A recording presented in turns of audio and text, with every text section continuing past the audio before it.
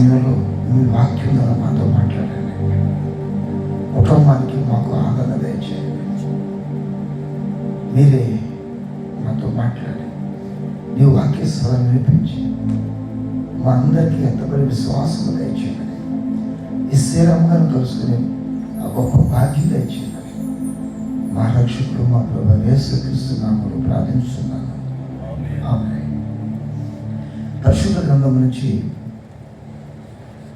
నిర్గమకాండం 28వ అధ్యాయము 9వ వచనం నుండి 21వ వచనం వరకు, ఆ తర్వాత 29-30 వచనాలు ఇంటికి వెళ్ళిన తర్వాత అధ్యాయాన్ని చదువుకున్నాను. కానీ సమయాన్ని సద్వినియోగం చేసుకోవడానికి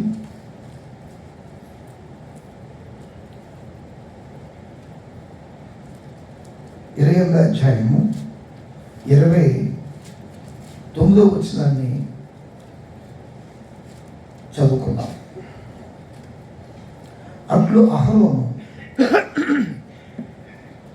పరిశుద్ధ స్థలంలోకి వెళ్ళినప్పుడు అతడు తన రొమ్ము మీద న్యాయ విధాన పథకములోని ఇశ్రాయేలుల పేర్లను నిత్యము, పేర్లను అంటే పేర్లు అని అర్థం, ఇశ్రాయేలుల పేర్లను నిత్యము యెహోవా సన్నిధిని జ్ఞాపకార్థముగా బలింపవలెను.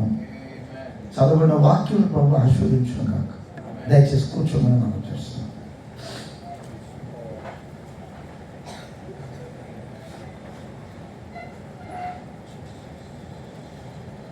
ఇప్పుడు 28:12 మనం చూసినట్లయితే, అంటే మీరు చాలాసేపు నిలబడ్డారు, అందుకు కూర్చోబెట్టారు. అప్పుడు ఇశ్రాయేలులకు జ్ఞాపకార్థమైన రత్నములనుగా, ఏంటవి? ఈ జ్ఞాపకార్థమైన కూటం లేదా ఈ ఆదరణకరమైన కూటంలో అప్పుడు ఇశ్రాయేలులకు జ్ఞాపకార్థమైన రత్నములనుగా ఆ 2 రత్నములను ఏ పోతు భుజముల మీద ఉంచవలను. అట్లు జ్ఞాపకము కొరకు అహరోను తన 2 భుజముల మీద యెహోవా సన్నిధిని వారి పేరులను భరించును. అట్లు అహరోను పరిశుద్ధ స్థలంలోకి వెళ్ళినప్పుడు అతను తన రొమ్ము మీద న్యాయ విధాన పథకంలోని ఇశ్రాయేలుల పేర్లను నిత్యము యెహోవా సన్నిధిని జ్ఞాపకార్థముగా భరింపవలెను. దేవునికి స్తోత్రం, హల్లెలూయా. ఇప్పుడు ప్రకటన గ్రంథం 21వ అధ్యాయం 19-20 వచనాలు. ఆ పట్టణపు ప్రాకారపు పునాదులు అమూల్యమైన నానావిధ రత్నములతో అలంకరింపబడి ఉండేవి. నూతన యెరూషలేము గురించి యోహాను రాస్తున్నారు.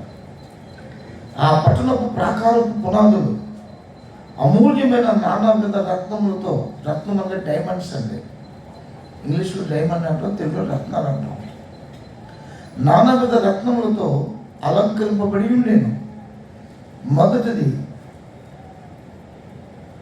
మొదటి పునాది సూర్యకాంతపు రాయి, రెండవది నీలము, మూడవది యమునా రాయి, నాలుగవది పచ్చ, ఐదవది వైడూర్యము, ఆరవది కెంపు.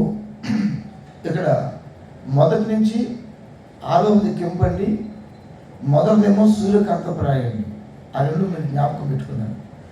ఫస్ట్ ఫౌండేషన్ వాజ్ జాస్పర్, దాన్ని సూర్యకాంతపు రాయి అని అన్నారు. 6వది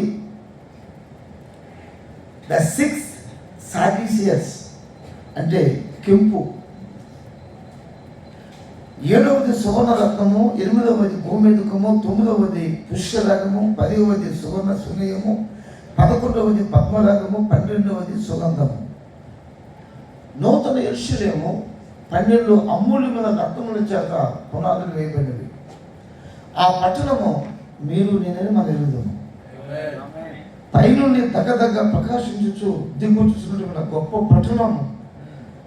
నిజముగా కలకత్తా నుంచి మద్రాసు అంత వైపు 1500 మైళ్ళ దూరంలో ఒక పట్టణం ఉన్నది, అది నిజమే. కానీ ఆ పట్టణం గురించి ప్రాప్త చెబుతూ ఆ పట్టణం ఎవరో కాదు, నీవు నేను అన్నట్టు. We are that city, the new Jerusalem. కాబట్టి ఆ పట్టణము 12 ముత్యములు అంటే 12 రత్నములతో పునాది వేయబడింది. మరి 11 ఎందుకు వేయకూడదు, 10 ఎందుకు వేయకూడదు, అదే 13, 14, 15 ఎందుకు వేయకూడదు, 20 ఎందుకు వేయకూడదు? ప్రత్యేకంగా 12తోనే దేవుడు ఎందుకు ఆ పట్టణాలు కొడుతున్నాడు? ఎందుకంటే ఒక ప్రత్యేకమైన కారణం ఉంది. పాత నిబంధనలు ఇశ్రాయేలు ప్రజలకు 12 మంది గోత్రకర్తలు ఉన్నారు. కొత్త నిబంధనలు యేసు ప్రభువునకు 12 మంది శిష్యులు ఉన్నారు. కలిసి 24 మంది పెద్దలు ప్రకటన గ్రంథంలో 5వ అధ్యాయంలో మనం చూడగలం. ఆ 24 మంది పెద్దలు పాత నిబంధనలు కొత్త నిబంధనలకి సాదృశ్యంగా ఉన్నారు. ఏలియా 12 రాళ్ళు తీసి బలిపీఠం కట్టినప్పుడు దేవుడు అగ్నిగా దిగి వచ్చాడు. అపోస్తలులు మరి యేసు ప్రభు ద్వారా కట్టబడినప్పుడు యేసు ప్రభు మాట ప్రకారంగా ఆ మేడ గదిలో కనిపెడుతూ ఉండగా అగ్నిగా దేవుడు దిగి వచ్చాడు. కాబట్టి ఆ అగ్ని బాప్తిస్మం పొందినటువంటి పరిశుద్ధాత్మ బాప్తిస్మం అపోస్తలులు సంఘాన్ని అంటే యేసు ప్రభు సంఘాన్ని మేడ గదిలో స్థాపిస్తే ఈ 120 మంది ద్వారా అపోస్తలులు ఈ సంఘాన్ని ప్రపంచమంతా స్థాపించారు. కాబట్టి ఈ ప్రపంచమంతా సువార్త వెళ్ళడానికి అపోస్తలులే కారకులు. యేసు ప్రభు అపోస్తలులు కడితే అపోస్తలులు మనం కట్టారు. అపోస్తలుల ద్వారా మాత్రమే క్రీస్తు మనం పొందుకున్నాం. కాబట్టి ఈ అపోస్తలులు వేసిన పునాది మీద మన జీవితము కట్టబడుతున్నది. అపోస్తలులు వేసిన పునాది మీద క్రీస్తు యేసే ముఖ్యమైన మూలై ఉండగా అపోస్తలులు ప్రవక్తలు వేసిన పునాది మీద మీరు కట్టబడి ఉన్నారు. మరొక పునాది మనకు లేదు. వేయబడిన పునాది తప్ప మరొక పునాది. అందుకనే 12 ముత్యములతో ఆ 12 రత్నములతో ఆ పట్టణము కట్టబడుతున్నది. కనుక ఈరోజు నా యొక్క అంశం ఏంటంటే ద స్టోన్స్ ఆఫ్ మెమోరియల్, జ్ఞాపకార్థమైన రత్నములు. ఏంటండి? ద స్టోన్స్ ఆఫ్ మెమోరియల్, జ్ఞాపకార్థమైన రత్నములు. ఎందుకు జ్ఞాపకార్థమైన రత్నములు అనేటువంటి అంశం తీసుకున్నామంటే దేవుడే స్వయంగా మోషేతో మాట్లాడాడు. మోషే అహరోనుకి మోషే దేవుడుగా ఉన్నాడు. మోషే దేవుని యొక్క నోరై ఉన్నాడు. కాబట్టి ప్రవక్తల ద్వారా వాక్యం వచ్చును. కనుక దేవుడు తన ప్రవక్తతో ముఖాముఖిగా మాట్లాడినప్పుడు ఆ ప్రవక్త నోట్లోంచి వచ్చే ప్రతి మాట అది దేవుని మాట అయి ఉన్నది. కనుక ప్రియమైన దేవుని సంఘమా, దేవుడే స్వయంగా మోషే ద్వారా ప్రధాన యాజకుడైనటువంటి అహరోను రొమ్ము మీద 2 పెద్ద రత్నములు ఉండవలను. వాటిలో ఊరీము తుమ్ముము అంటాము. ఈ ఊరీము తుమ్ముము గురించి చాలా మంది తెలియదు. ఎందుకు ఊరీము తుమ్ముము అసలు ఏంటి అనుకుంటారు. పూర్వకాలంలో ఇజ్రాయేల్ ప్రజలకు ఏదైనా ఒక తగు ఈరోజు కోర్టులు ఎలా ఉన్నాయో అహరోను రొమ్ము ఉన్నటువంటి న్యాయ విధాన పథకమే ఒక కోర్టు న్యాయం తీర్చేదన్నమాట. దాని పేరే న్యాయ విధాన పథకం. కాబట్టి ఈ న్యాయ విధాన పథకంలో అంటే ఇవన్నీ చెప్పాల్సిన సమయం చాలు. అహరోను యోబోతు ధరించుకున్నాడు. ప్రత్యేకమైన వస్త్రం, అది యాజక వస్త్రం. ఆ యాజక వస్త్రం పైన రొమ్ము మీద న్యాయ విధాన పథకం ఉండాలి. అక్కడ పెద్ద రత్నాలు అంటే డైమండ్స్ ఉండాలి. అవి కాకుండా ఈ పక్క ఈ పెద్ద రత్నాలు కాకుండా న్యాయ విధాన పథకంలో ఒక పక్క 6 ఒక పక్క 6 12 రత్నములు పొందవలేనని ఆ 28వ అధ్యాయంలో రాయబడి ఉంది. 28 12 రత్నములు ఒక పక్క 6 ఒక పక్క 12 రత్నాలని పొందమన్నాడు. అయితే ఇక్కడ ఏమన్నాడంటే ఒక్కొక్క రత్నం మీద ఒక్కొక్క గోత్రం యొక్క పేరు రాయాలి.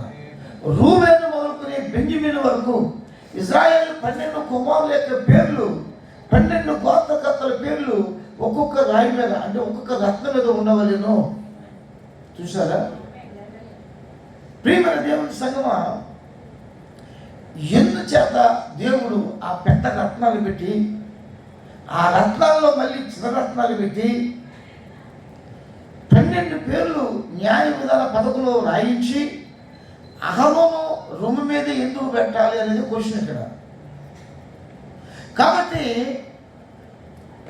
బైబిల్ అంతట్లో ఈ రత్నాల గురించి త్వరలో మాట్లాడదాం. అసలు న్యాయ విధాన పథకంలో ఈ రత్నాలు రొమ్ము మీద ఎందుకు పెట్టాలి అనేది విషయం. అహరోను ప్రధాన యాజకుడు, భవిష్యత్తులో ప్రభు యేసుక్రీస్తు సాదృశ్యంగా ఉన్నాడు. లేవీ క్రమం చూస్తే లేవీల తర్వాత లేవీలు, లేవీల తర్వాత లేవీలు, తండ్రి తర్వాత కుమారుడు, కుమారుడు తర్వాత కుమారుడు, వంశ పారంపర్యంగా యాజకత్వం వస్తుంది. కానీ దావీదు దగ్గరే యాజకత్వం మారిపోయింది. ఇశ్రాయేలు చేతులు మారిపోయినాయి. దాని అర్థం ఏంటంటే యాజకత్వం, ఆశీర్వాదం, వాగ్దానం మొత్తం అన్ని ఇశ్రాయేలీలే, యూదులవే.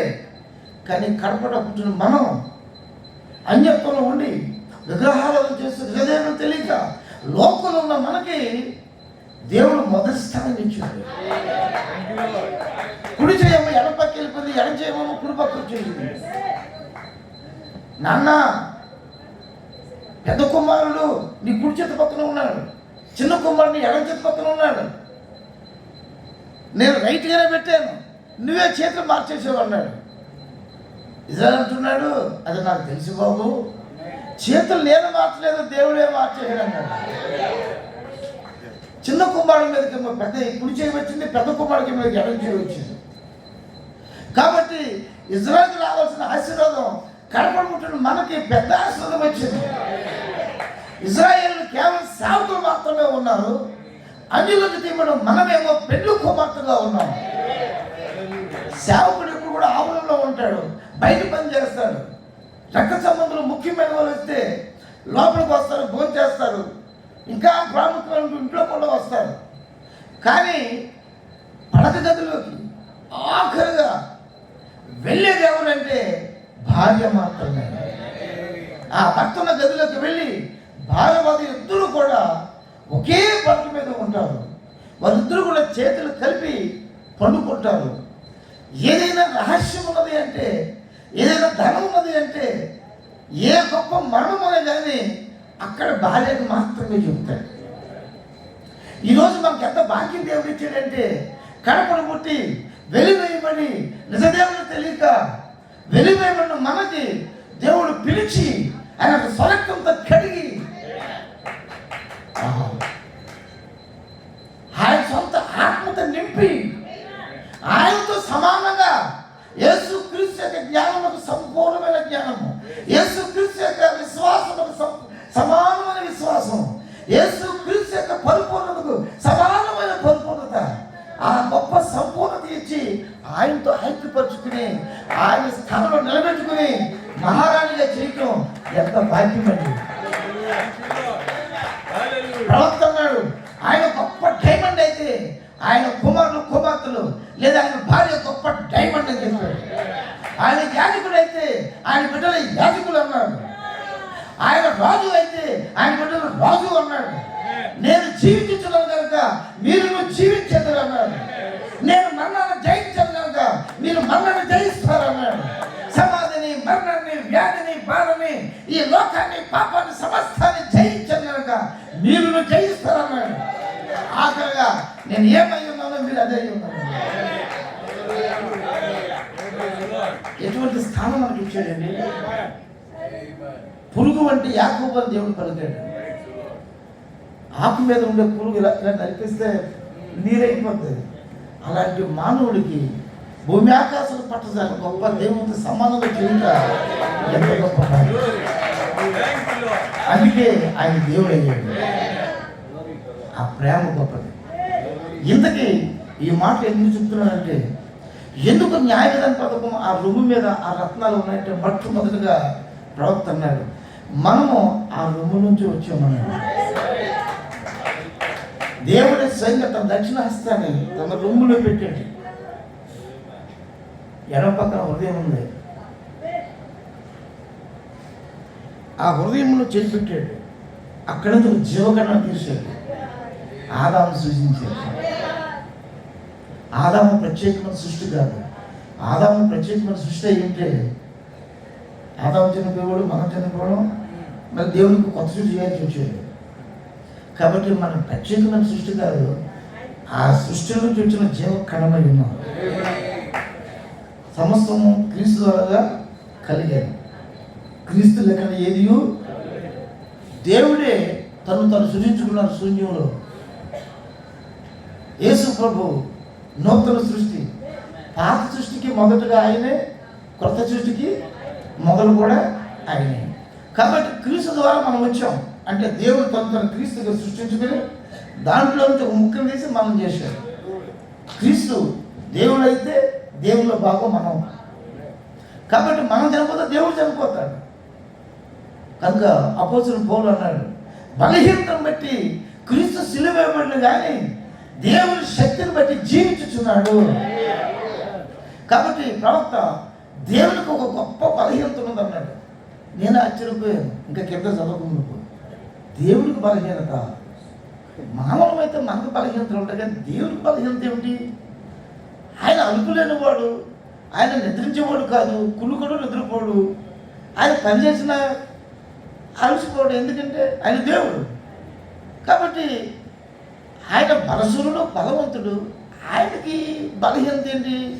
మరి బైబిల్ తప్పు చెప్పదు కదా, ప్రవక్త తప్పు చెప్పడు కదా, ఏంటి బలహీనత అని ఆ శక్తి కింద చదువుతున్నాను. చివరికి ఆ కింద ఏమన్నాడంటే, ఆ బలహీనత ఏమిటంటే మనం లేకుండా ఆయన జీవించలేడు. మనం లేకుండా. కాబట్టి కుమారుడు లేకుండా తండ్రి జీవించలేడు, తండ్రి లేకుండా కుమారుడు జీవించలేడు, భర్త లేకుండా భార్య జీవించలేదు, భార్య లేకుండా భర్త జీవించలేదు. ఇది ఆ గొప్ప బంధమైన. కాబట్టి బలహీనతను బట్టి సిలువ వేయబడిన కానీ నిజానికి మనం బలహీనులు. మన బలహీనత ఆయన మీద మోపలేదు. మనం పాపం చేసి చనిపోతున్నాం. మన కోసం ఆయన చనిపోయి, ఆయన మనం పాపులము, మన కోసం ఆయన పాపై మనం రక్షించాడు. దేవుని స్తోత్రం. కాబట్టి ప్రియమైన దేవుని సంఘమా, మనం ఎక్కడి నుంచి వచ్చామంటే దేవుని రొమ్ములో నుంచి వచ్చాం. అందుకే మనం ఎప్పుడు కూడా ఆయన రొమ్ములో పెట్టుకుంటాడు.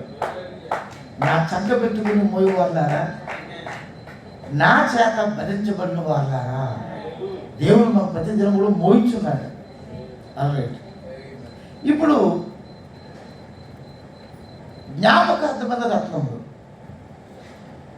ఇజ్రాయేల్ ప్రజల గురించి, ఇటు క్రొత్త నిబంధన గురించి నేను మాట్లాడుతున్నాను. ఎక్కువ వివరించిన సమయం లేదు కాబట్టి ఈ రత్నాల గురించి మనం చెప్పాలి అంటే, ఈ డైమండ్స్ ఎందుకు కోట్ల కొద్ది ఉంటుంది అంటే, ఎన్నో కొండలు తవ్వి వాటిని వడకడితే తప్ప 2-3 దొరకవండి. అన్ని కొండలను తవ్వి అన్ని కొండలు వడకట్టి దానికి పని చేయాలంటే ఎంత ఖర్చు అవుతుంది. అందుకని అంత ఖరీదు. రెండోది, వజ్రం గురించి మనం చెప్పాలి అంటే, వజ్రం అంత గట్టి పదార్థం ఈ ప్రపంచానికి ఏదీ లేదు. చాలా గట్టిగా ఉంటుంది. ఈ లోకంలో ఉన్నటువంటి పనిముట్టుతో కానీ వజ్రాన్ని కోయలేము. వజ్రాన్ని మళ్ళీ వజ్రంతోనే కోయాలి. ఇక్కడ ఎందుచేత వజ్రం అనగానే మీ జీవితంలో పెట్టుకోండి. కేవలం వజ్రం కోసం చెప్తున్నా అనుకోకండి. అది మన జీవితమే. ఆ రత్నం ఎవరో కాదు, మనమే. ఈరోజు మన సహోదరి ఎస్తేర్ గారి కోసం చెబుతూ ఎందుచేత ఆ రత్నాలు అక్కడ పెట్టి దేవుడు ప్రకాశింపచేస్తున్నాం తెలియజేస్తున్నాను. ఆల్రైట్. ఇప్పుడు ఆ రత్నం ఎందుకు అంత గట్టిగా ఉంటుంది అంటే, సూర్యుని మధ్యలో ఎటువంటి ఉష్ణం ఉందో అటువంటి ఉష్ణం ఈ భూమి మధ్యలో ఉందండి. ఇప్పుడు సైంటిస్టులు కనుగొన్నారు, అంతకుముందు తెలియదు. భూమిలో బొగ్గులు ఉన్నాయి, నీరు ఉంది, అది ఉంది, ఇది ఉందని చెప్పారు. కానీ కొత్తగా ఒక యాత్ర బయలుదేరింది, the journey to the centre of the earth, భూమి యొక్క మధ్యలోనికి యాత్ర అని ఒక డ్రిల్లింగ్ మిషన్ మొదలుపెట్టారు. కొన్ని కిలోమీటర్లు, 9 కిలోమీటర్లు వెళ్ళిన తర్వాత ఏం జరిగింది తెలుసా? భూమిలో నుంచి సూర్యుల్లోంచి ఎటువంటి ఉష్ణం వస్తున్నాయో అటువంటి ఉష్ణం బయటకు వస్తున్నాయి. అమ్మ బాబోయ్, ముందు బిట్లు కరిగిపోతున్నాయి ఎటువంటి గట్టిగా వేసినా కానీ, అయినా ప్రయత్నం చేస్తూ ఉంటే అవి వస్తున్నాయి.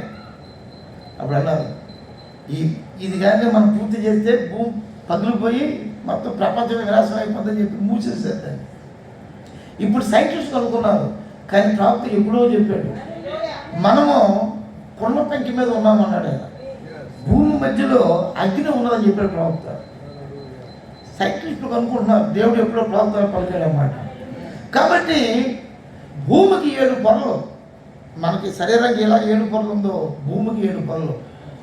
ఇక్కడ ఆ భూమి యొక్క సెంటర్లో ఉన్నటువంటి సూర్యుడు వంటి అగ్ని, సూర్యుడు వంటి ఉష్ణంలో అది ప్రేరుడు సంభవించినప్పుడు పదార్థం ఖాళీ పగిలి భూకంపంలాగా గొప్ప ప్రేరుడు సంభవించి ఈ పదార్థం అగ్నికి కరిగి పల్చని, ఏ మనుషుడు కూడా వడకట్టలేని, ఏ మనుషుడు కూడా కరిగించలేంత పలచగా కరిగి ఆ ద్రవం అలా పైకి వస్తుంది అనమాట అండి.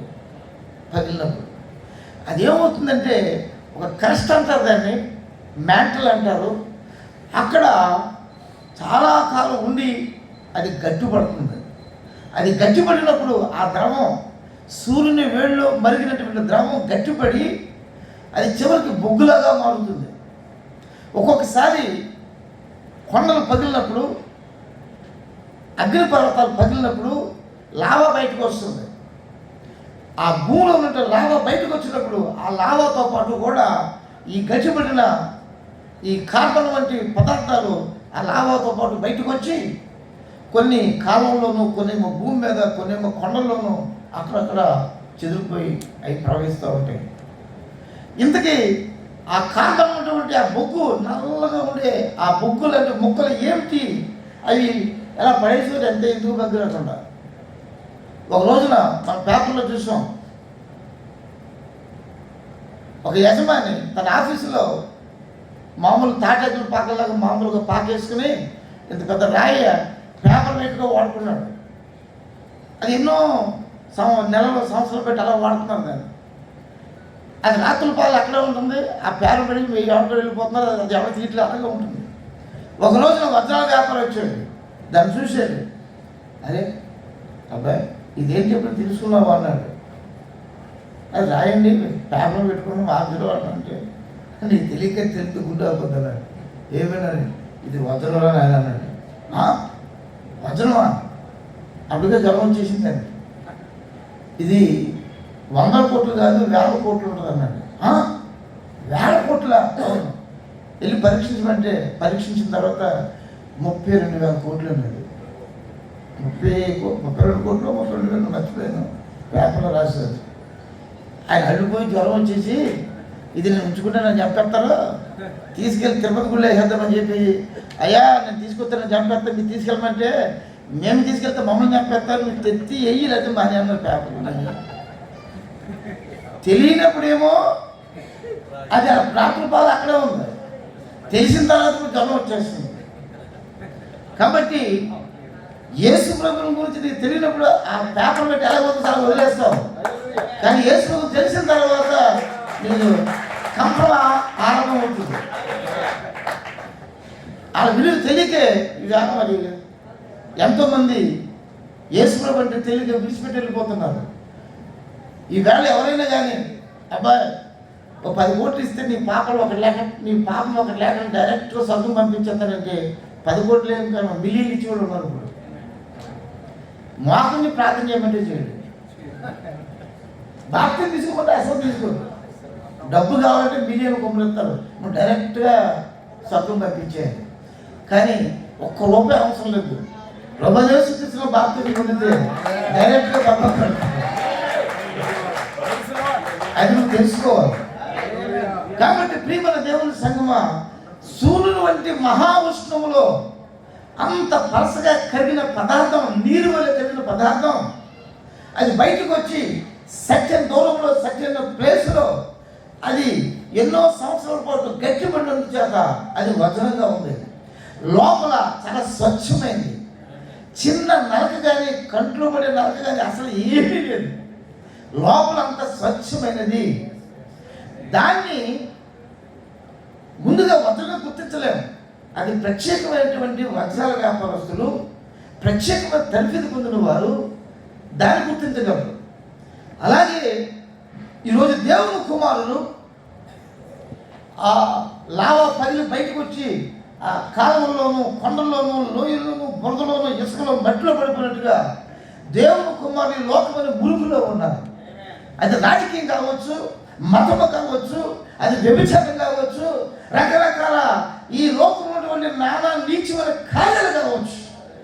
దేవుని కుమారులు పడి ఉండగా ఈరోజు దేవుడు వజ్రాల వ్యాపారం చేయడానికి ప్రత్యేక ట్రైనింగ్ ఎలాగిచ్చాడో, దేవుని కుమారులు పట్టుకోవడానికి, వాళ్ళని చెక్కడానికి దేవుడు దిగి వచ్చి పరిశుద్ధాత్మగా పనిచేస్తూ వజ్రాలు చెక్కడానికి, మనసడానికి నైపుణ్యం కదా మరి ఎంతో చక్కని పరివారాన్ని ఎలా ఏర్పరచుకున్నాడో, ఈ సువార్త ద్వారా దేవుడిని రక్షించడానికి 5 మినిస్ట్రీని దేవుడు ఏర్పరచుకుని ఉన్నాడు. యేసు ప్రభువు మొట్టమొదటిగా వచ్చి దాన్ని ప్రారంభించాడు. ఆయన ఆ పని ముగిస్తాడు. ఈరోజు మనం సువార్తలో వాడుకుంటున్నాడు. కాబట్టి నగిసి పని వారి ద్వారా ఆ వజ్రాలు, రత్నాలు తయారవుతున్నాయి న్యాయ విధాన పథకంలో పథకడానికి. ఈరోజు దేవుడు కూడా అదే పని చేస్తున్నాడు. జాగ్రత్త గమనించండి. ఇక్కడ రత్నం యొక్క లక్షణం ఏంటంటే ఆ డైమండ్ సర్టెన్ షేప్లో చెక్కి దాన్ని పొదిగి బంగారంలో పొందుతారు. దాని మీద కాంతి ప్రవేశపెట్టినప్పుడు 7 సంపూర్ణ రంగులు వెదజల్లుతూ ప్రకాశవంతంగా ఉంటుంది. అది మనం ఉంగం పెట్టుకుని ఆ వెలుగులో వెళ్తామంటే అనేకమైన రంగులు వెదజల్లుతూ అప్పుడే బ్లూ, అప్పుడే బంగారం కలర్, అప్పుడే యెల్లోయిష్, అప్పుడే బ్లాక్, అప్పుడే ఎన్నో రకాల రంగుల్ని అది వెదజల్లుతూ ఉంటుంది. అది ఈ రోజు కాదు, అది ఉన్నంత కాలం కూడా అది ప్రకాశిస్తుంది తప్ప ఏ రోజు కూడా కాంతి తగ్గదు. అయితే ఈరోజు మనం గమనించవలసింది ఏంటంటే ఆ రత్నం ఎవరో కాదు, నీవు నేనై ఉన్నావు. యేసుక్రీస్తు ప్రభు దిగి వచ్చి మృగులు పడి ఉన్న మనల్ని బయటికి తీసి ఆయన వాక్యము ద్వారా వజ్రంతో కొయ్యాలి కనుక ఆయన వాక్యము ద్వారా సానబెట్టి, వాక్యం ద్వారా కోసి, ఆయన వాక్యము ద్వారా డైమండ్ ఎలా మలచాలో అలా మలిచి ఏ స్థానంలో పెట్టాలో ఆ స్థానం, బంగారం ఎలా పొదుగుతారో దైవత్వంతో దాన్ని పొదిగి ఆయన రొమ్ము మీద పెట్టుకుని ఆయన నిన్ను ప్రకాశింపజేస్తాడు. న్యాయ విధాన పథకంలో రాళ్ళు ఎలా ప్రకాశిస్తున్నాయంటే వజ్రానికి స్వయం ప్రకాశం లేదు, కాంతిని ప్రవేశపెట్టినప్పుడు అది ప్రకాశిస్తుంది. కాబట్టి న్యాయ విధాన పథకంలో ఇజ్రాయేల్కి ఎవరైనా తగు వచ్చినట్లయితే వాళ్ళిద్దరూ ఎదురు నిలబడాలి. ఆ న్యాయాధిపతి ఎదురుకు వచ్చి నిలబడాలి. ఈ న్యాయాధిపతి మొదటి వ్యక్తిని అడుగుతాడు, అబ్బాయి నీ తగువ ఏంటి అని. అతను చెప్పాడు. చెప్పినప్పుడు ఈ రాయి ప్రకాశించాలి. ఆ రాయి ప్రకాశించలేదు అనుకోండి, నువ్వు చెప్పింది కరెక్ట్ కదా అంటాడు. అబ్బాయి రెండో వాడు చెప్తాడు, నువ్వు చెప్పమంటాడు. రెండో వాడు చెప్పిన తర్వాత ఈ రాయి ప్రకాశించినప్పుడు, అంటే రత్నం, రాయి అనకూడదు దాన్ని, ఈ రత్నం ప్రకాశించినప్పుడు నువ్వు చెప్పింది కరెక్ట్, ఇదిగో ఈ ఊరిము తిమ్ము ప్రకాశించే కాబట్టి నువ్వు చెప్పింది కరెక్ట్ అని ఇతనికి నువ్వు చెప్పింది అబద్ధం బాబు, ఇది కరెక్ట్ అని చెప్తాడు అన్నమాట. అదే ఈ న్యాయాధిపతి చేసే పని. ఇంతకీ ప్రశ్న ఏంటంటే, ఇంతకుముందు ఇద్దరు వచ్చారు, అంతకుముందు లైట్లన్నీ ఉన్నాయి, వెలుగు ఉంది, కానీ ప్రకాశించలేదు. కానీ ఆ ప్రత్యేకమైన వ్యక్తి సత్యము చెప్పినప్పుడు ఎందుకు ప్రకాశించిందనే ప్రశ్న. దానికి జవాబు ప్రవక్త ఏం చెప్పాడు తెలుసా? ఎప్పుడైతే నువ్వు సత్యాన్ని పలుకుతున్నావో, సత్యమైన దేవుడు, ఆ ఇద్దరిలో ఎవరు సత్యాన్ని కలిగి దేవుడు సర్వవేదం కాబట్టి సత్యమైన దేవుడు నువ్వు సత్యాన్ని చెప్తున్నప్పుడు ఆయన ముందు దిగు వస్తాడు. అంతవరకు దూరం ఉన్నది ఆ గొప్ప సృష్టికర్త ఈ సత్యాన్ని చెప్పడం ఆరంభించినప్పుడు నా కుమారుడు నువ్వు చెప్పేది కరెక్ట్ అనేది రుజువు చేయడానికి భూమిని ఆకాశంతో చేసిన దేవుడు, న్యాయాధిపతి అభిషేకించిన దేవుడు, ఊరిము తుమ్మును పెట్టమని చెప్పిన దేవుడు, ఇప్పుడు ఆయన స్వయంగా వచ్చి ఒక ప్రత్యేకమైన రాయి మీద తన వెలుగు ప్రకాశింపజేసినప్పుడు తిరిగి రిఫ్లెక్ట్ అవుతుంది అనమాట. దీనికి స్వయం ప్రకాశం లేదు. సూర్యుని కాంతి భూమి మీద పడి ఈ భూమి మీద ఉన్న కాంతి మళ్ళీ లోకానికి ఎలా ప్రతిబింబిస్తుందో ప్రభువు యేసుక్రీస్తు ఆ ప్రకాశము ఈ రత్నం మీద పడి ఈ రత్నంలోంచి తిరిగి మళ్ళీ ప్రతిబింబిస్తుంది. రిఫ్లెక్షన్ అంటారు. చూసారా? అంటే నువ్వు చెప్పే సాక్ష్యాన్ని ఇది నిజమని ఆయనే రుజువు చేస్తూ ఉన్నాడు. ఈరోజు దేవుని ప్రవక్త చెప్పిన ప్రతి మాటకు కూడా యేసు ప్రభు వచ్చి అవును చెప్పి రుజువు చేశాడు. పేరు పెట్టి పిలిచాడు. నీ వ్యాధి పేరు చెప్పాడు, నీ వీధి పేరు చెప్పాడు, నీ ఇంటి నెంబర్ చెప్పాడు, నీ వ్యాధి చెప్పాడు, ఏ డాక్టర్ వైద్యం చేయని చెప్పాడు. డాక్టర్ని విడిచిపెట్టారు, కానీ దేవుడు వెలుగుతో నీ మీద ఉన్నాడు. ఇప్పుడు నువ్వు స్వస్థత పొందావు, ఆమె అని చెప్పగానే స్వస్థత వచ్చింది. కాబట్టి ప్రవక్త ఈరోజు ఊరిము తుమ్మిము ఒకటి పాత్ర నిబంధన, కొత్త నిబంధన. నువ్వు చేసే బోధ పాత్ర నిబంధన కొత్త నిబంధన కరెక్ట్గా సరిపోవాలి. అదే ఊరిము తుమ్మిము అన్నాడు. కాబట్టి ప్రియ దేవుని సంగమా, మనం మోసపోవద్దు. ఇక్కడ తెలుసుకోవాల్సిన విషయం ఏంటంటే గొప్పగా మురికలు పడి ఉన్న మనల్ని దేవుడు పిలిచాడు. తన వాక్యం చేత తన ప్రేమతో చెక్కి ప్రకాశించే ఒక గొప్ప ఆకారం. ఈ సాక్ష్యం ఎందుకు చెప్తున్నానంటే, నేను క్రైస్తవులు మనం ఒక ఎస్తేరమ్మ గారి మాదిరిగా తీసుకుంటే తల్లి గర్భంలో పుట్టిన మొదలుకొని ఆమె ఏ మతంలో పుట్టవచ్చు, ఏ కులంలో పుట్టవచ్చు, ఆమె ఏ రంగులు పుట్టవచ్చు, అది ముఖ్యం కాదు. ఆమె దేవునికి జీవకణమై ఉన్నది, దేవుని రొమ్ములో వచ్చిన కణమై ఉన్నది. ఆమె పుట్టిన తర్వాత ఆ వజ్రాల వ్యాపారి ఎలా ఎదుగుతూ ఉన్నాడో, గొర్రెల వ్యాపారి గొర్రె తప్పున్నప్పుడు ఎలా ఎదుగుతూ ఉన్నాడో, కుమార్ తప్పుకున్నప్పుడు తండ్రి కుమార్ కోసం ఎలా ఎదుగుతూ ఉన్నాడో, ఈ ప్రపంచంలో నా కుమారులు కుమార్తెలు ఎక్కడ ఉన్నారని దేవుడు ఎదుగుతూ ఉన్నాడు. ఇదిగో ఇస్తే ఇక్కడ ఉన్నది, ఈమె నా కుమార్తె. ఇప్పుడు ఆమెని అనేక పరిస్థితులు కలుగు చేసి, అనేక అనుభవాలు కలుగు చేసి ఆమె నెమ్మదిగా పూట కూడవాని ఇంటికి నడిపించాడు. అక్కడ ఆమె చెక్కడం ప్రారంభించాడు. ఈరోజు ఎస్ఆర్ఎమ్మ గారు ఒక మంచి ప్రేమను, ఒక మంచి సాత్వికాన్ని, ఒక మంచి దీర్ఘశాంతాన్ని, మరి దేవుని భయభక్తులు, ఇన్ని మంచి లక్షణాలు వచ్చాయంటే ఆయన మలుచుట వలన, ఆయన ఆ గుణలక్షణాలు ఇచ్చుట వలన. ఆయన ఇవ్వకుండా మనకి ఏది లేదు. ఆయన పిలుపు, ఆయన మలుచుట. చూడండి, అబ్రహాం పిలిచాడు, 25 సంవత్సరాలు మలిచాడు, అబ్రహాం ప్రకాశించాడు. పౌలు గారు పిలిచాడు, ఆయన్ని మలిచాడు. ఆసియా మైనర్లో 7 సంఘాలు కట్టి ప్రకాశింపజేశాడు. ఈ రోజుకి కూడా పౌలు గారు ప్రకాశిస్తూనే ఉన్నాడు. చూసారా? అపోస్తలుని పిలిచాడు, అపోస్తలుని మలిచాడు. వాళ్ళ బట్టల వాళ్ళు దరిద్రం చేత కాదు, జాలాలు సముద్రం మీద చేపలు పెట్టేవారు. సంతకం కూడా చేత కాదు. పేదలు మోటు వాళ్ళు సంతకం చేత కాదు. ఇప్పుడు ఆయన రాసిన బైబిల్ మనం చదివి అర్థం చేసుకోలేకపోతున్నాం. అంత గొప్ప పండితులు అయ్యారు. కారణం పరిశుద్ధాత్మ. ఎంతగా మలిచాడంటే దేవునితో సమానంగా మలిచాడు.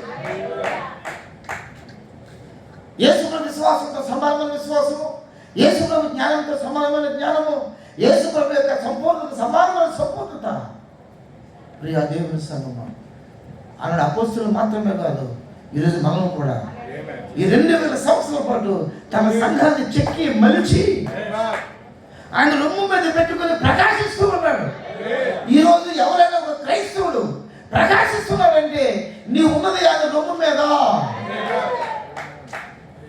కొన్నిసార్లు బాధ కలిగినప్పుడు యేసుప్రభు అసలు ఉన్నాడంటావా, ఆయన నన్ను మర్చిపోయినంటావా, అసలు జవాబు లేదు, కథ లేదు, ఒక ఊసు లేదు, పలుకు లేదు, అసలు ఏమైపోయాడు అంటావా, నన్ను మర్చిపోయాడు అంటావా, అనుమానాలు. నో, ఆయన నేను ఎప్పుడు ఆయన రొమ్ము మీద కలిగి ఉన్నాను. మనం ఆయన చేతుల్లో ఉన్నాం. నా అరచేతులు నిన్ను చెక్కుకొనిన్నాను. చెక్కేటప్పుడేమో అరచేతిలో ఉంటావు, చెక్కబడిన తర్వాతేమో రొమ్ము మీద ఉంటావు. ఆయన రొమ్ము మీద ఉన్నప్పుడు అసలు దేవుడు ఉన్నాడు అంటావా, నన్ను మర్చిపోడు అంటావా, అసలు దేవుడు అంటూ ఉన్నాడు అంటావా, ఏమి ఎందుకు మనకి కాబట్టి ఏదైనా ఒక బాధ వచ్చినప్పుడు మోకరించి, ప్రభువా ఎందుచేత నాకు దూరంగా ఉంటున్నావు, ఎందుచేత నాకు జవాబు ఇవ్వటం లేదు, నన్ను పాతాళానికి పంపున్నా కానీ నేను సూచిస్తాను. అక్కడి నుంచి తెచ్చేవాడు నువ్వు ఒక్కడే. నేను ఏమైపోయినా కానీ నీ కొరకే నేను జీవిస్తాను, నేను ఏమైపోయినా కానీ నీ కొరకే జీవిస్తాను అని ఒక మంచి నిర్ణయం దగ్గర అసలు నువ్వు ఏమీ అమ్మో క్షేమంగా బయటకు వస్తావు. కాబట్టి ప్రియమైన దేవుని సంగమా, ఈ జ్ఞాపకార్థమైన రత్నం గురించి ప్రవక్త ఏం మాట్లాడుతున్నాడో ముగించేద్దాం. చాలా మంచి ఇది 3 గంటల ప్రసంగం. ఒక ప్రాముఖ్యమైన మాట చెప్పి ముగిస్తాను. క్వశ్చన్స్ అండ్ ఆన్సర్స్ జెఫర్సన్ గల సిఓడి సండే, సిఓడిలో ప్రశ్న జవాబులు జెఫర్సన్లో బోధిస్తున్న ప్రాంతం చెప్పారు. 64/8/30 ఉదయం కాలం 102వ కోట్ మాట్లాడుతున్నాను. Why did Aaron have on his breast plate the birth stone of each one of those patriarchs? ఎందుచేత అహరోను తన రొమ్ము మీద ఆ జన్మపు రాయిని కలిగి ఉన్నాడు? మన పితరుల యొక్క జన్మపు రాయిని అహరోను రొమ్ము మీద ఎందుకు కలిగి ఉన్నాడు? Look at those mothers when they give the utterance. ఆ కాలంలో హీబ్రూ తల్లులు ప్రసవ సమయంలో when them mothers and them Hebrew women in the labor giving utterance to those children being born, వారు ప్రసవ సమయంలో ఆ హీబ్రూ తల్లులు ఆ హీబ్రూ పిల్లను కనే సమయంలో వారు పుట్టబోతూ ఉండగా ఇట్ ప్లేస్ దేర్ నేమ్. చాలా ప్రాముఖ్యమైనది. ఆ తల్లులు వెంటనే పేరు పెట్టారు. ఉదాహరణ చెప్తాను. రాహేలు బెంజమిన్కి వెళ్ళేటప్పుడు నువ్వు జన్మించే సమయంలో బహు దుఃఖం కలిగింది, ఇంచుమించు నా ప్రాణం పోతుంది, నీ పుట్టుక ద్వారా నాకు మరణం వస్తుంది, నాకు దుఃఖం వచ్చిందని నీ పేరు బెనోని అన్నది. అంటే పుట్టేటప్పుడే పేరు పెట్టేసింది. తర్వాత ఇశ్రాయేలు వచ్చి నో బెనోని కాదు బెంజమిన్ అన్నాడు. బెనోని అన్న దుఃఖపుత్రుడు, బెంజమిన్ అంటే కుడి చేతి కుమారుడు. చూసారా, ఇక్కడ చాలా మరణం ఉంది. ఒక నిజమైన కుమారుడు జన్మించాలంటే అది ఒక చావు, అది ఒక పుట్టుక ప్రాముఖ్యత అన్నాడు. ఇజ్రాయేల్ జన్మించేటప్పుడు ఐగుప్తుకు మరణం, వారికి శ్రమే, పుట్టేవాడికి శ్రమే. ఒక బిడ్డ జన్మించేటప్పుడు తల్లికి శ్రమే, బిడ్డకి శ్రమే. జన్మ అనేది అంత సులువైన పర్యం కాదు. ఆత్మ సంబంధంగా ఈ లోకంలో నువ్వు వస్తున్నావంటే లోకానికి శ్రమే, నీకు శ్రమే. ఒక కోడిపిల్ల గుడ్లోకి రావాలి అంటే నీవు ఆ చిన్న ముక్కుతో కోడిపిల్ల పెంకుని పొడిచి అలా జన్మిస్తుందో, ఈరోజు లోకాన్ని అనే పెంకిని, మతం అనే పెంకిని, ప్రతి పాపం అనే పెంకిని పొడిచి నీవే బయటకు రావాలి. మనం ఎవరైనా సరే అయ్యో పిల్ల పొడుచుకోలేకపోతుంది, రాలిపోతుంది అని చెప్పి పెంకి కనుక చిరిపోమనుకో పిల్ల చచ్చిపోతుంది. అలాగనే ఆ తల్లి మహాశ్రమలతో పిల్లలు కలిగినప్పుడు బాధపడకమని లాగేస్తాను, పిల్లలు లాగేసేమనుకోండి, పిల్లలు చనిపోతారు, తల్లి చనిపోతుంది. అది ప్రకృతి ధర్మం. కాబట్టి ఆత్మ సంబంధం నువ్వు జన్మించినప్పుడు నీవుగానే లోకం అనే పెంకును నీ చిన్న ముక్కుతో పొడుచుకుని బయటకు రావాల్సి ఉన్నావు అన్నాడు. కనుక ఆత్మ జన్మ అదొక చావు, ఒక పుట్టుక. లోకం నీకు ఒక చచ్చిపోయింది, ఆత్మను జన్మించి ఉన్నావు. ఇందాక దైవజనులు చెప్పారు ఆ మాట. కాబట్టి జన్మించినప్పుడే తల్లులు పేరు పెట్టే ఎక్కువ రోజుల సమయం లేదు. ఇట్ టోల్డ్ దేర్ బర్త్, వాళ్ళ జన్మల గురించి చెప్పబడింది. పేరు పెట్టారు, జన్మల గురించి చెప్పబడింది. It put them in the home land. ఇక మూడోది మాతృదేశంలో అప్పుడే పెట్టేశారు.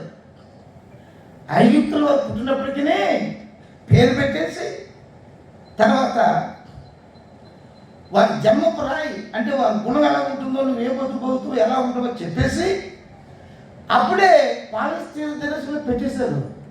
అయిపోయింది. ఇక నేము 1, జన్మ 2, మాతృభూమి 3, ఇక 4వది set them walk to eternity. అప్పుడే నిత్యత్వంలో పెట్టేశారండి. పుట్టినప్పుడే మనం తెలుసుకోగలిగితే చాలా ధన్యులు. మనం ఎవరమో, మన పేరేంటో, మన గుణం ఏంటో, మన భవిష్యత్తు మొత్తం అంతా అప్పుడే తల్లి ఇచ్చేసింది. ఇవన్నీ వివరిస్తే చాలా గొప్పగా ఉంటాయి. బైబిల్ రుజువులు కూడా ఉన్నాయి. ఆత్మ సంబంధంగా నిజముగా పైన యెరూషలేములో జన్మిస్తే, నువ్వు ఆత్మతో జన్మించినప్పుడే నీ పేరు పెట్టబడింది. ఆత్మ జన్మించినప్పుడే నీ యొక్క జన్మ ప్రాయం చెప్పబడింది. అప్పుడే నువ్వు మాతృదేశంలో ప్రవేశించావు. అప్పుడే నిత్యత్వంతో ముద్రించబడ్డావు. One of these days when I come in and stay a little time, I want to take that subject. నేను మళ్ళీ వచ్చినప్పుడు ఈ సబ్జెక్ట్ గురించి వివరిస్తాను ప్రవక్తను.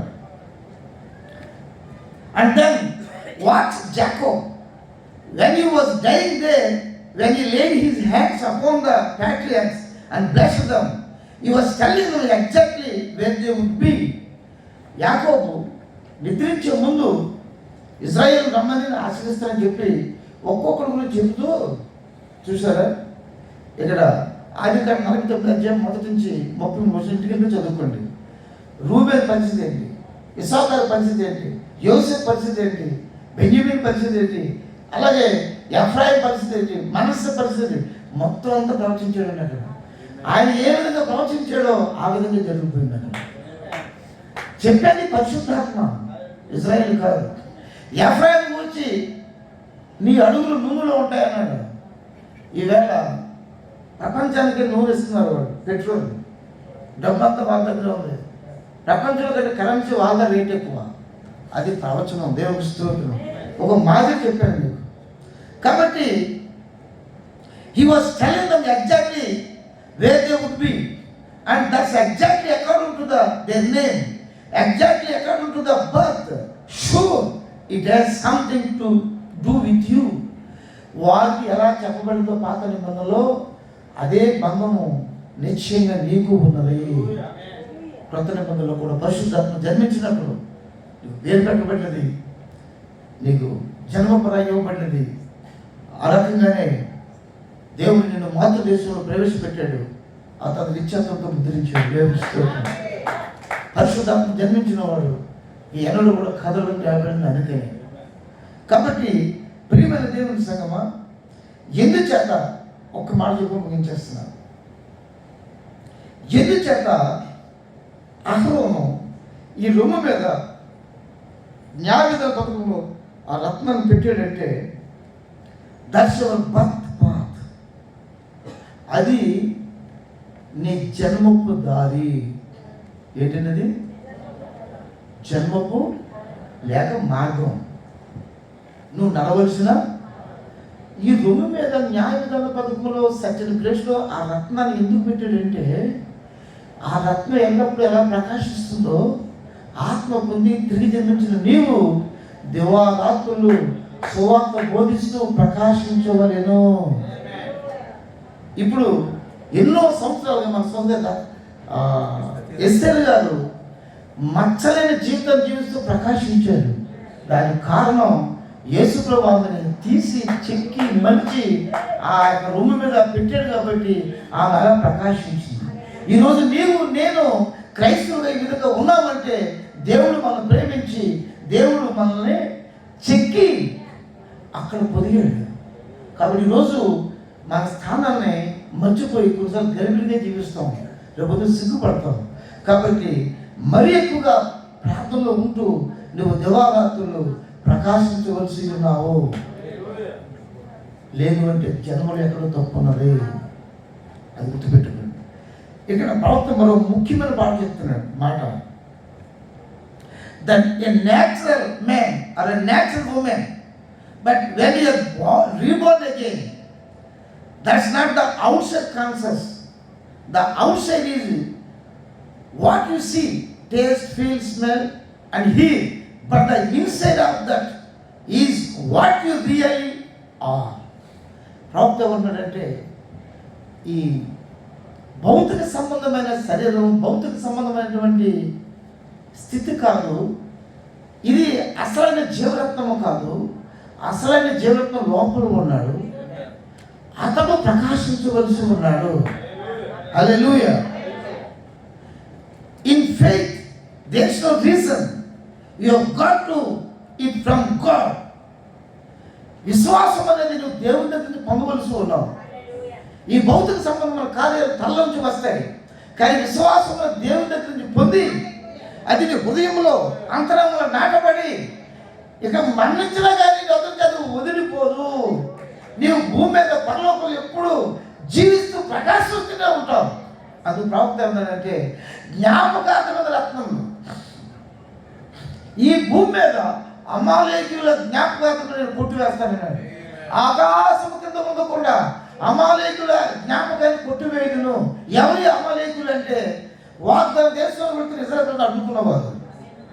వాక్యంలోనికి, వాగ్దానంలోనికి, పరిశుద్ధాత్మ బాప్తిసంలోనికి వెళుతున్నప్పుడు రకరకాల బోధల ద్వారా అడ్డుకున్న క్రైస్తవుల జ్ఞాపకార్థం భూమి మీద లేకుండా దేవుడు కొట్టివేస్తాను వాగ్దానం చేశాడు.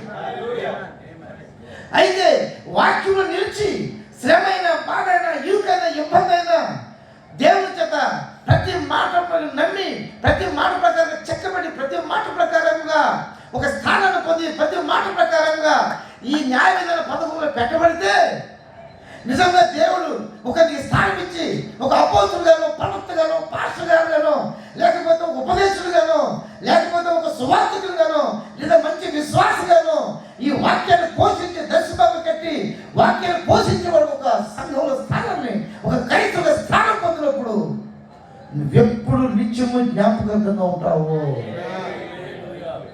బైబిల్లో పాపాత్మ స్త్రీ ప్రభు పాదాలు కడిగింది. ఈ సువార్త ఎక్కడెక్కడ ప్రకటింపబడునో అక్కడ ప్రశంసించబడును ఈమె చేసిన కార్యం. రాజకీయంలో ఖర్చు పెడుతున్నావు, డబ్బు కష్టపడుతున్నావు, అది కొట్టువేయబడుతుంది. మతం కోసం ఖర్చు పెడుతున్నావు, కొట్టువేయబడుతుంది. ఈ భూలోకంలో ఎంతమంది దాఖలు చేస్తున్నా అన్ని కొట్టువేయబడుతున్నాయి. క్రీస్తు నిమిత్తం గ్లాసులు మంచిలు ఇస్తే అది జ్ఞాపకార్థంగా ఉంటుంది.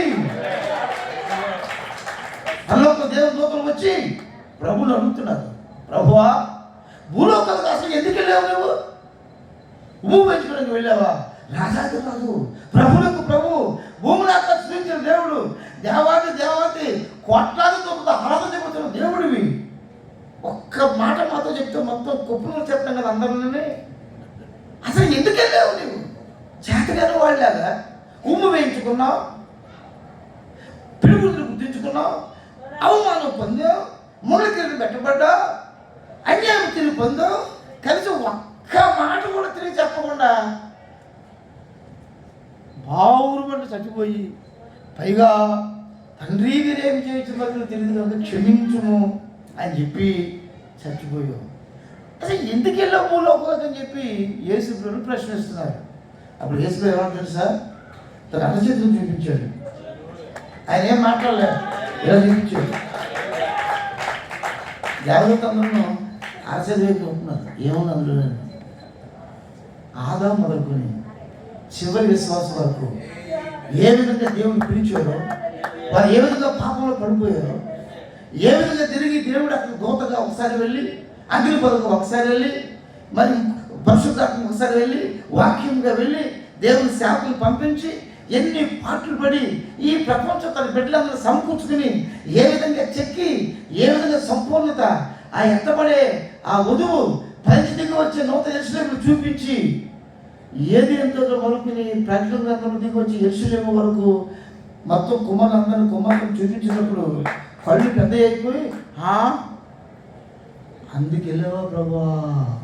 ఆయన తిరిగి లేవటం, సమాధులను బిడ్డలని పైకి లేవటం, భూమి మీద మనం చెక్కటం, వారందరినీ రాజ్యంగా సమకూర్చడం, నిత్యత్వంలోకి వెళ్ళటం వారు చూశారు.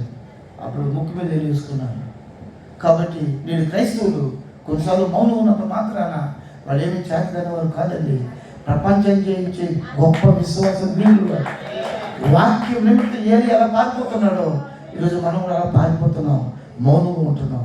కానీ మనం ఎవరో తెలుసా? రత్నాలు. రత్నము కంటే బలమైనది లోపల ఏది లేదు, అంత గట్టి వస్తువు ఏది కూడా లేదు. కానీ ప్రతి క్రైస్తవుడు పరిశుద్ధాత్మ తిరిగి జన్మించినప్పుడు ఒక రత్నమై ఉన్నాడు. కాబట్టి కొట్టివేయబడని జ్ఞాపకత ఎవరైనా ఉన్నారు అంటే క్రైస్తవుడు, నిజ క్రైస్తవుడు. పెళ్లి కుమార్తె ఆయన నూతన యెరూషలేము కొట్టివేయబడని జ్ఞాపకత్వం. ఆ పైన యెరూషలేములో మన ఎస్తేరు గారు ఒక విశ్వాసి, ఒక పెళ్లి కుమార్తె. ఆమె విశ్వాస స్థానంలో నుంచి మరొక మెట్టెక్కారు. ఆమె దైవశాఖులైనది. గొప్ప విశ్వాసకు స్థానం ఇచ్చాడు, తర్వాత సేవకులకు స్థానం ఇచ్చాడు, పెళ్లి కుమార్తెకి స్థానం ఇచ్చాడు. అనేక స్థానాలు ఈరోజు మనం పొగట్లేదు, ఉన్న కార్యం చెప్పుకుంటున్నాం. ఎందుకు చెప్పుకుంటామంటే ఈరోజు నమ్మకంగా ఉంటే మనం కూడా అదే స్థానాన్ని పొందుకుంటాం. కాబట్టి నేను ప్రార్థన చేసి ముగిస్తాను.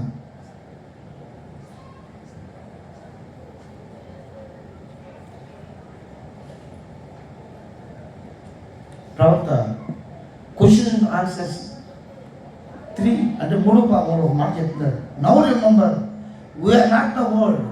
మన వాక్యం కాదు, బట్ వీఆర్ ద వరల్డ్. అయినప్పుడు కూడా మన వాక్యమై ఉన్నాం. అది ఎలాగన్నా ముందు నాకు అర్థం కాలేదు. మన వాక్యం కాదన్నాడు, అయినా కానీ మన వాక్యం అంటున్నాడు. ఇదేంటో బాబు అనుకున్నాను. యేసు ప్రభు దేవుడు కాదు, కానీ దేవుడే. ఎలాగంటే పరలోకంలోంచి దేవుడిగా దిగి వచ్చాడు. దేవుడే మానసంలో వచ్చాడు. ఆయన లాజరుకు వచ్చి ఏడ్చాడు. ఆయన తెలుసు కొంతసేపు లేపుతున్నాను, అయినా సరే ఏడ్చాడు. మానవుడిగా ఏడ్చాడు, దేవుడిగా లేపాడు. దేవుడిగా రుచి సృష్టించాడు, మానవుడిగా ఆకులు పొందుకున్నాడు. మానవుడిగా చనిపోయాడు, పరిపూర్ణ మానవుడిగా, కానీ దేవుడిగా తిరిగి లేచాడు. అందుకే భూమి మీద ఆయన దేవుడిగా కాదు, మానవుడిగా వచ్చాడు. అందుకు ఆయన దేవుడు అయితే కూడా మానవుడు అయ్యాడు, కానీ చివరికి దేవుడిగా రుజువు చేసుకున్నాడు. అందుకు యేసులో దేవుడు కాదు, కానీ దేవుడే. అలాగే మన వాక్యం కాదు, కానీ వాక్యమే. నిశ్చత్వం వచ్చి నిశ్చత్వం వెళ్తున్నాం. ఒకప్పుడు వాక్యమై ఉన్నాం, కాలం తెల్లకి వచ్చి మట్టి శరీరం పొందుకున్నాం. ఇప్పుడు పడిపోయాము, పాపం చేసాం, కనిపించడానికి వాక్యంగా లేవు, కానీ అసలైన వాక్యం లోపల ఉన్నది. తగిన సమయంలో ఎందుకు వాక్యం వచ్చింది, వచ్చి నిన్ను కోసింది, ఆ పొగలోకి పైకి తీసింది, నిన్ను కోసింది, మలిచింది, రక్తంగా చేసి రోమి మీద పొందినప్పుడు నువ్వు ప్రకాశిస్తున్నావు. కాబట్టి ఇప్పుడు నువ్వు వాక్యమై ఉన్నావు. నీ దేవుడు వాక్యమై ఉన్నాడు, నువ్వు వాక్యమై ఉన్నావు. భూమి ఆకాశం గతించదు కానీ నా మాటలు మాత్రము. కాబట్టి ఎస్సరం గారు నిత్యము జ్ఞాపకంగా ఉంటుంది, వారి కుటుంబం నిత్యము జ్ఞాపకంగా ఉంటుంది. ఈరోజు వధువుగా దేవుని కుమార్తెలుగా నిత్యము జ్ఞాపకంగా ఉంటాం. కొట్టువేయబడిన గొప్ప జ్ఞాపకం. రత్నం, డైమండ్ అనే మాటకు అర్థం ఏంటంటే విడదీయలేనిది. రత్నం అంటే అర్థం ఏంటండి? డైమండ్ అనే మాటకు అర్థం ఏంటి? దాన్ని ఎవరు విడదీయలేడండి, ఏ పదార్థంలో విడదీయలేదు. అదే క్రీస్తు ప్రేమ నుండి చివరికి మనం కూడా వేరు చేయగలము.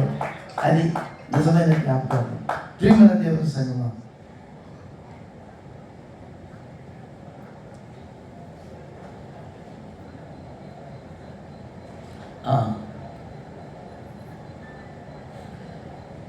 there John stood and he seen him sitting on the throne, and he was to look like jasper and sardine stone.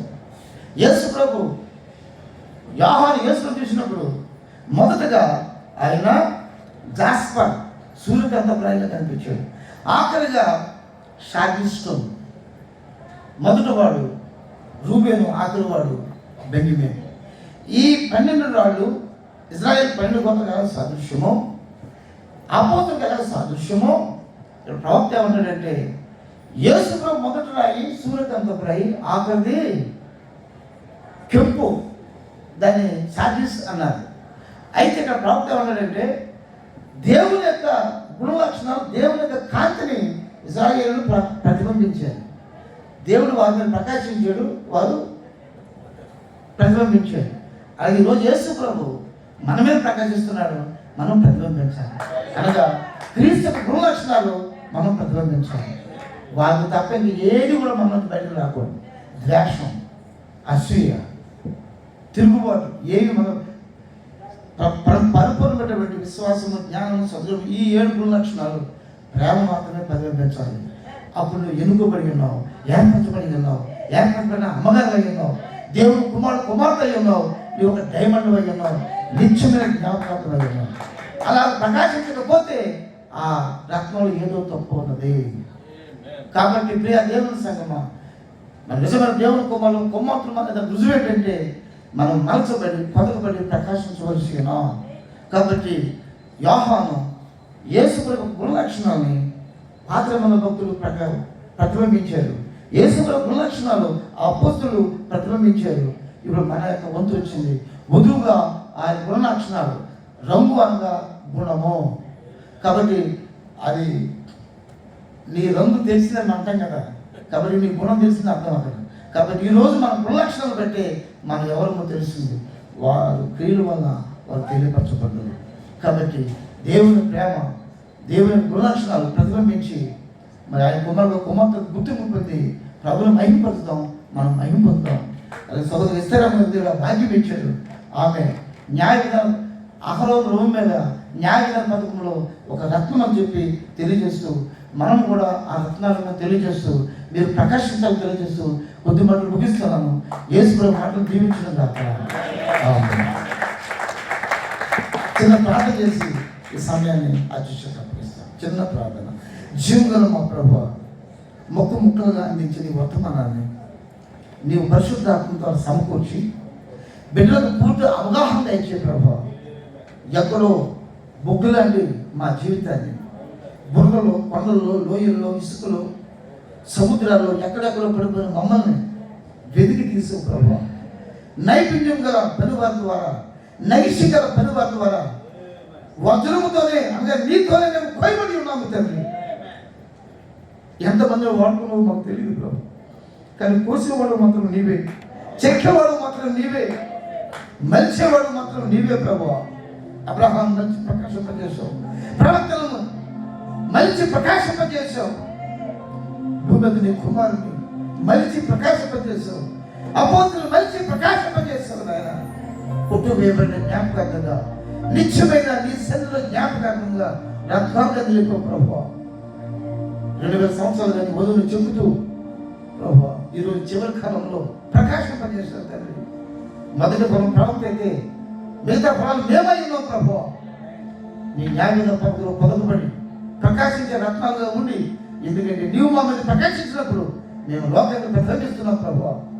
నీ గుణలక్షణాలని, నీ ప్రేమలో లోకాన్ని ప్రతిబింబించి ఒక నిజమైన రత్నంగా నేను రుజువు చేపడి నేను మహిమపరచుకు అనుగ్రహించమని, దీవించమని మా సహోదరి, మా ప్రియమైన సహోదరి ఎస్తేరు ఒక రత్నంగా ప్రకాశింపజేసి గొప్ప దేవుడు మమ్మల్ని కూడా ప్రకాశింపజేసి మా సహోదరికి మంచి సాక్ష్యం ఇచ్చిన దేవుడు మా జీవితంలో మాకు మంచి సాక్ష్యం దయచేయమని, మీరు మహిమపొంది మమ్మల్ని మహిమపరచమని మా రక్షకుడు మా ప్రభువు యేసుక్రీస్తు నామములో ప్రార్థిస్తున్నాను.